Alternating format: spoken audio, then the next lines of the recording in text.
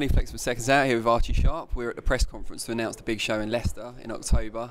You're fighting Leon Woodstock. Quite an interesting battle so early in both your careers. What did you make of the fight when it was first put to you? Yeah, no, they put the fight to me last year. And I said, yeah, at the beginning of this year, sorry. I said, yeah, no worries, we'll take the fight, it's not a problem. And then whatever else has gone on, it's took till October now to get it on. I don't know what's happened. But yeah, we wanted to fight, do you know what I mean? It's a fight we wanted.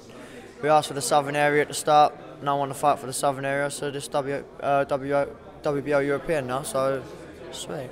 Have you started to see flaws in Woodstock? I'm sure you've watched a fair bit of him. He's been on TV a fair bit. Yeah, I've watched bits of Woodstock, do you know what I mean? He ain't a bad fighter. He's got a lot to say. It's one-dimensional, do you know what I mean? It's a different boxing IQ. So, yeah, no, it'll be a good fight.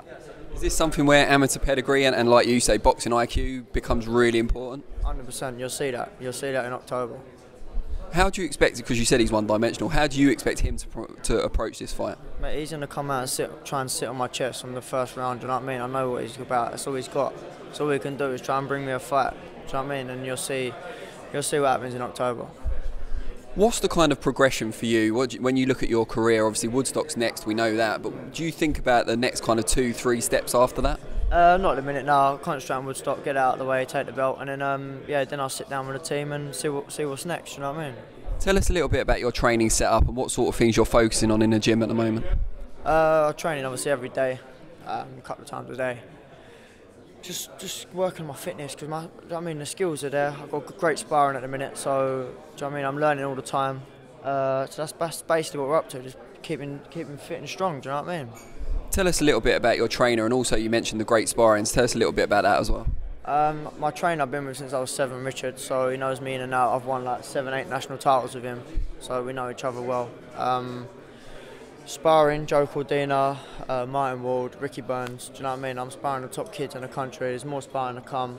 So yeah, we're ready, do you know what I mean? We're always ready.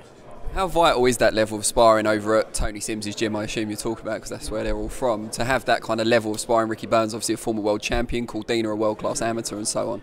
Yeah, no, it's good because, for one, they're all bigger than me, so it's nice. Obviously, Martin Ward's super-featherweight, but they're nice and lightweights, so that's good. And they've got bags and bags of experience, do you know what I mean? Cordina's a great fighter, Ricky Burns, great fighter. All three of them are great fighters, do you know what I mean? And listen, we're learning, always learning.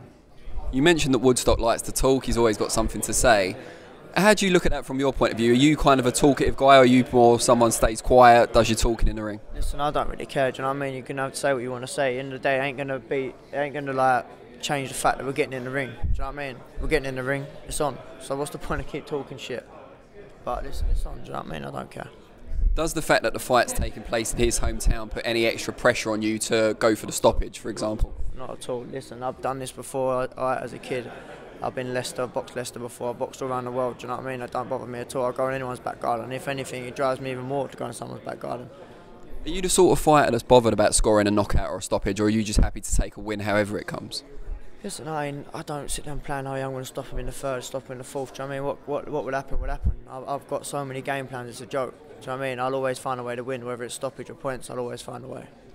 And is this a springboard towards, say, the British title for you, do you think? Because whoever wins this fight's got to be at least at that level, you would think.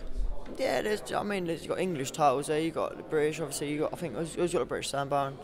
Yeah, great fight, do you know what I mean? Like, there's loads of opportunities, loads of fighters. The super-featherweight division is packed, so there's fights out there for everyone, do you know what I mean? So we'll just see what's next. I mean, the fact that Sam Bowen's also on the bill, I mean, obviously he's a local lad, but also the fact that indicates the winner of your fight could be next for Sam Bowen. It's a nice setup, I guess. Yeah, it's a nice setup, do you know what I mean? Listen, like I say, Sam Bowen's a good kid. I know Sam, like, I've seen him about. He's a couple of years older than me. Yeah, it's good, do you know what I mean? It's good to be on the cards, it's good for good cards. Brilliant. Well, we wish you the best of luck, obviously, in October, and thanks loads for your time. No, thanks for having me on. Cheers.